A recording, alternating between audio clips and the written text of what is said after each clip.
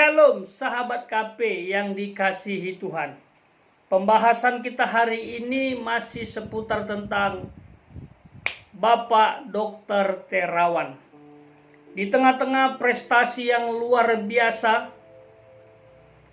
mampu membuat metode cuci otak dan menyembuhkan banyak orang, dan testimoni di mana-mana, lalu membuat vaksin Nusantara yang sampai sekarang belum mendapatkan izin, ditambah lagi jabatan yang tinggi, karir yang cemerlang di dunia kedokteran, ya, menjadi ketua militer dunia, ya, di bidang kedokteran.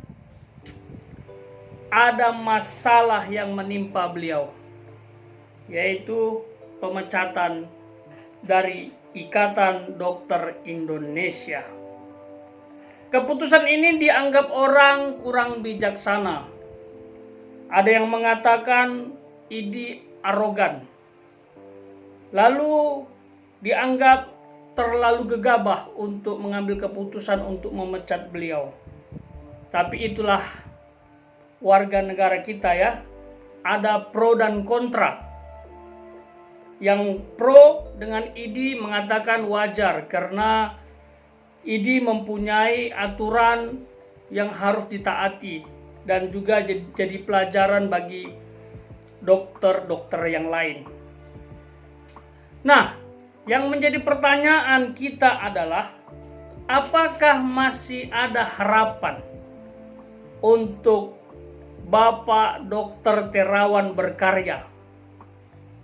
Apakah ada ruang untuk memperbaiki kesalahan atau kesempatan untuk rekonsiliasi sehingga dapat membuka praktek kembali sebagai dokter terbaik di Indonesia?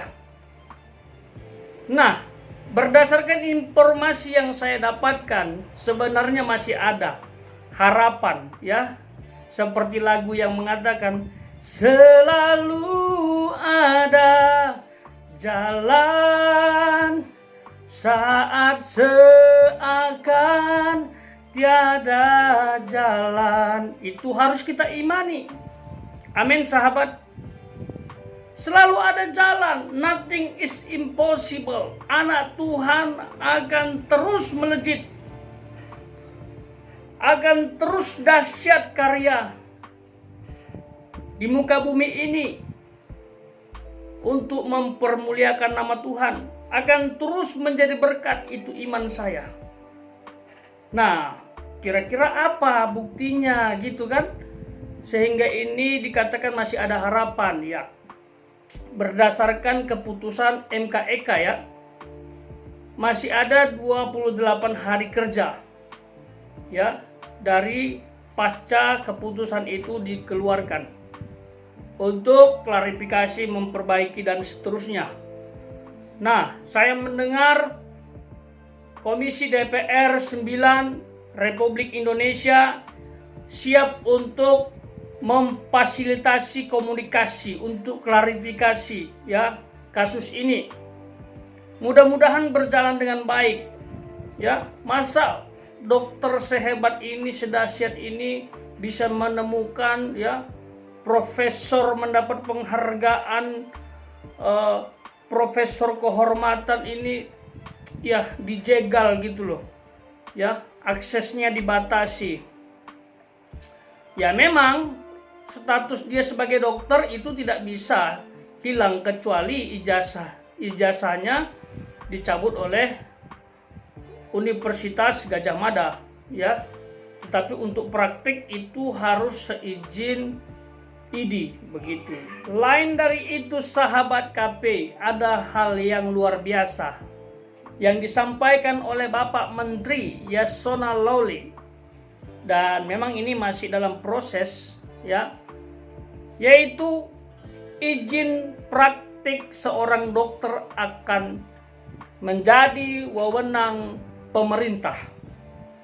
Artinya hanya pemerintah yang dapat memecat seorang dokter berpraktek di Republik ini. Dan ternyata hal ini didukung oleh Komisi 9 DPR RI. Ya, kita lihat ini informasinya secara otentik. Nah, ini dia sahabat.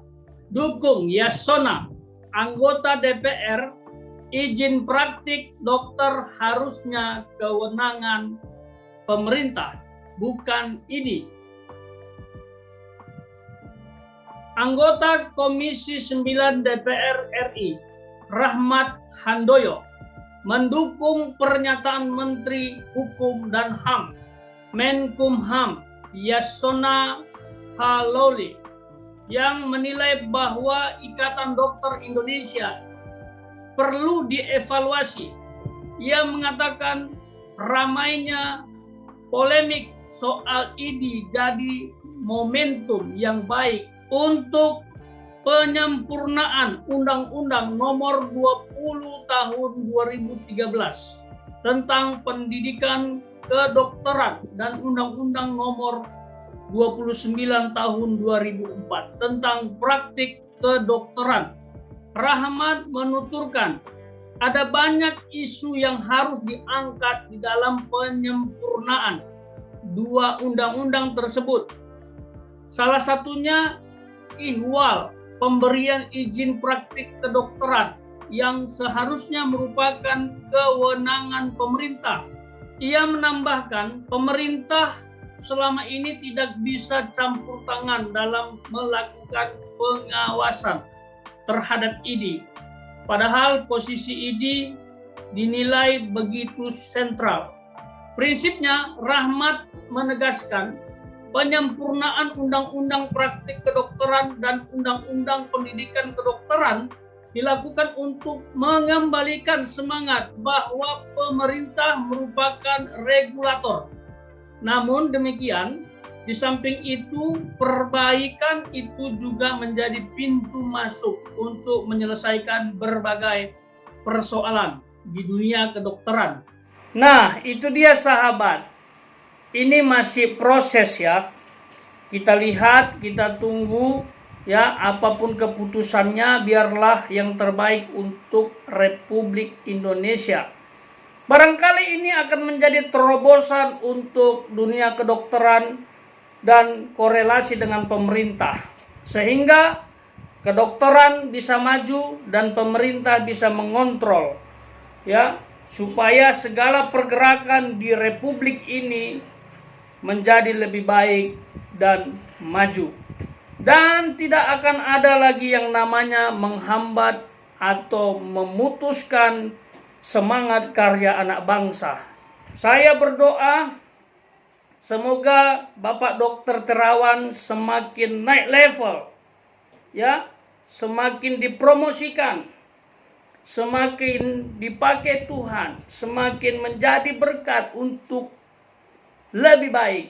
Karena prinsip rohaninya kita diberkati untuk menjadi berkat. Jangan takut jatuh, karena akan ada yang namanya bangkit. Jangan takut yang namanya terpuruk, karena akan ada yang namanya promosi. Jangan takut difitnah, jangan takut dijatuhkan, karena akan ada pertolongan Tuhan untuk memunculkan kita. Mirip seperti Pak Ahok, jatuh seketika tapi bangkit lebih tinggi untuk tetap menjadi berkat dan nama Tuhan dipermuliakan. Ya, saya akan mempersembahkan sebuah lagu rohani untuk Tuhan dan sekaligus doa untuk Bapak Dr. Terawan dan dokter-dokter yang lain yang punya hati untuk melayani. Dan pujian ini sering dinyanyikan oleh Bapak Dr. Terawan. Ya. Pujian ini berjudul Hidup Ini Harus Menjadi Berkat.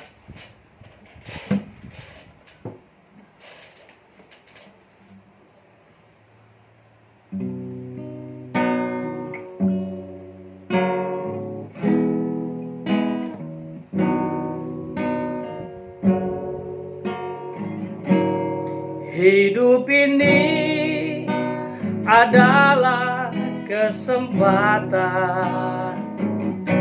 Hidup ini untuk melayani Tuhan. Jangan sia-siakan apa yang Tuhan beri. Hidup ini harus jadi berkat. Sekali lagi kita nyanyikan ini. Hidup ini adalah kesempatan.